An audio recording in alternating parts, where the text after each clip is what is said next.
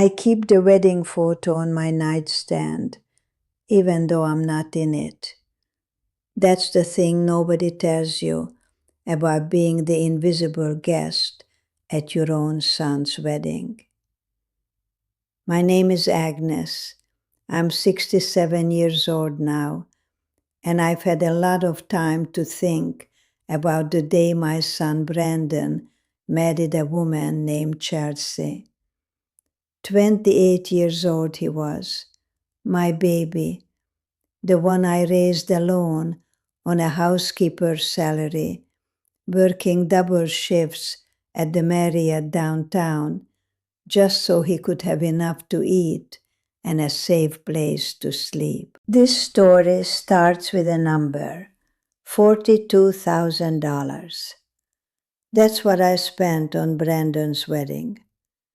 Every penny I had saved over 15 years went into that barn venue outside Nashville, the catering, the flowers, the photographer, the DJ.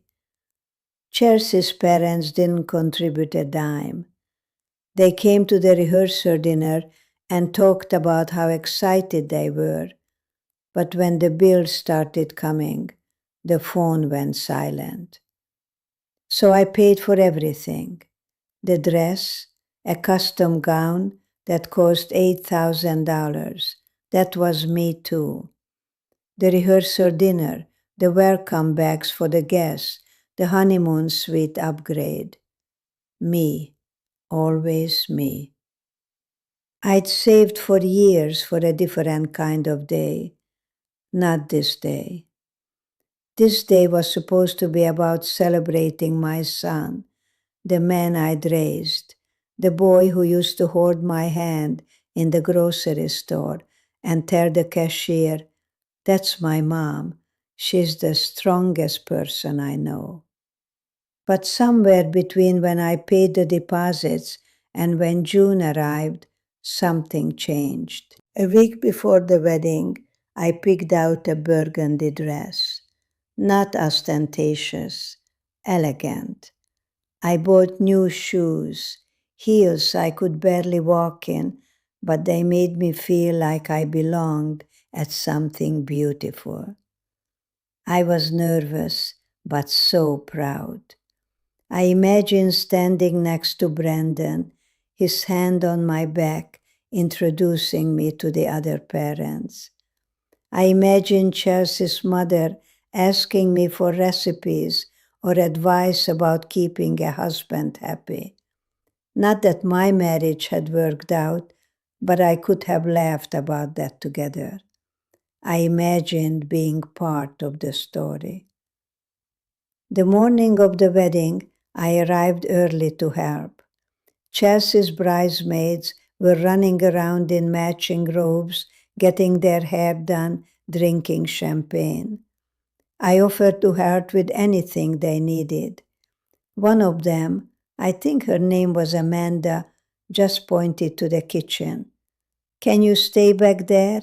We want to get the photos perfect, and we're trying to keep the aesthetic cohesive." That's what she said, aesthetic cohesive. Like my presence was a stain on their vision. So that's where I spent most of my day, in the kitchen. There was a folding chair next to the dirty trays, and that's where I sat. Me, the woman who paid for every flower, every piece of food, every moment of this day. I sat on a folding chair in a room that smelled like industrial dishwasher soap and watched through a small window as my son got married. The ceremony was at 3 o'clock. Someone brought me a plate of food at 4. It was cold. The rice was hard. But I ate it anyway, like I was grateful for the crumbs. Brandon did find me eventually. He came back to the kitchen after the formal photos, gave me a hug, told me I looked nice, and asked if I was having a good time. I lied and said yes. He was happy. That's what I told myself then. He was happy, and that was enough. That was supposed to be enough. But then came the toast. He stood up in front of 200 people. 200 people, most of them paid for by me. And he talked about Chelsea.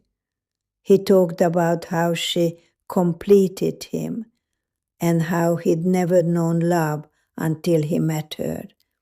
He talked about her parents, mentioned them by name, thanked them for raising such an incredible woman. He talked about the groomsmen, about his college friends, about the vendors who made the day special. He talked about everything and everyone. He never said my name, not once. I was standing near the back and I felt the room tilt a little. Maybe nobody noticed. I have a feeling nobody would have remembered anyway. I was just a woman in the burgundy dress, the older woman who'd been tucked away most of the day. But then it got worse, much worse. A few days later, I was reviewing my credit card statement, a habit I've had since I was 25 and couldn't pay a phone bill. And I saw charges I didn't recognize. 3 charges to Spa Lux Nashville, $1,800 total. I called the salon to ask what was going on. They told me it was for a bachelorette spa day, facials, massages, a private room. It was charged to my card, but I didn't authorize it. I called Chelsea. My voice was shaking. I asked her why she charged her spa day to my card without permission. You know what she said? She laughed. She actually laughed and said, "Oh, that, Brandon's mom. I thought it came from the wedding account. You don't mind, right? It's not that much." Not that much. $1,800. That was 3 months of groceries. That was nearly a week's worth of work for me back when I was cleaning hotel rooms. When I asked her to reimburse me, she got defensive. She said I was being petty. She said I was trying to ruin her marriage. She said Brandon didn't need his mother being difficult. And then she did something that made my blood run cold. She told me to look at her Venmo to a bridesmaid named Sarah. I did. The note said, "His mom's covering everything, might as well go big." She had bragged about me. She had told her bridesmaids that I was paying for everything, and then they all decided to maximize it, to take what they could from a woman who had already given everything. I called Brandon. We didn't fight exactly. He just kept saying things like, "Mom, I'm sure she didn't mean it that way," and "You're overreacting," and my personal favorite, "Do you know how stressful Chelsea is right now?" She was stressful. My son's new wife, who had just hidden me in a kitchen and charged me $1,800 for a spa day, was stressful. And I was supposed to comfort him about it. That night, I looked at the after-party plans. There was a band, a live band, scheduled to play until midnight. $4,000. The open bar was unlimited, another $3,000. And the next morning brunch with a floral installation that was just beyond beautiful. $2,000 more. $9,000 in additional expenses that I hadn't agreed to and didn't even know about until I saw the vendor confirmations in my email. I was sitting at my kitchen table at 11 o'clock at night, and something broke inside me. Something that had been holding me together my entire life. This idea that if I just worked hard enough, gave enough, sacrificed enough, people would eventually see me and love me for it. I got in my car. I drove to the venue in the dark. I found the band's tour bus in the parking lot and paid them to not show up. I called the caterer and canceled the open bar. I sent an email to the florist and told them not to come. I did this from my car, in the dark, crying so hard I could barely see the phone screen. It took them about 30 minutes to notice. Then the calls started. Chelsea was shrieking. My son was disappointed. His new in-laws were furious. But nobody asked me why. Nobody said, "Mom, what happened? Are you okay?" Nobody cared that I had just hit a breaking point. I went home. I didn't sleep. I sat in that kitchen chair, the same kind of chair Chelsea had put me on during the wedding. And I thought about everything I had sacrificed. All those double shifts, all those years of saying no to myself so I could say yes to him. All of it. The next morning, I was looking for something in my bedroom closet when I found a box I hadn't seen in years. It was from my ex-husband, Roy. He'd passed 4 years earlier from lung cancer. We'd been divorced for 20 years before that, but we'd stayed on good terms. He loved Brandon. He had always wanted to be part of our son's life, even if he couldn't be part of mine. The box had a letter on top. It was sealed. My name was written on the envelope in Roy's handwriting. I sat on the bed and opened it. Roy wrote about how he knew he was dying. He wrote about how much he regretted not being a better father when Brandon was young, and how in awe he was of how I'd raised him, how I'd done it all alone, never asking for help, never making Brandon feel like he was a burden. He wrote about how he wanted to give something back. And then he told me about the college fund. He'd opened it secretly when Brandon was born. Roy had some money from his family, not a fortune, but enough. He'd put it away and he'd watched it grow for 28 years. He'd never told anyone. The fund had grown to $85,000. And Roy's letter said something that I've read 1,000 times since then. He wrote, "Agnes, if you're reading this, it means I'm gone, and I need you to know something. I'm leaving this money to Brandon's name, but I'm telling you about it because I have a feeling that one day our boy might forget who really raised him. He might forget the woman who gave him everything. When that day comes, and I have a feeling it will, I want you to use this money to build something for yourself, something that's yours, because you deserve that. You've always deserved that." I read that letter 5 times before I could see straight. I didn't touch the money for 2 months. I was angry at Roy for being right.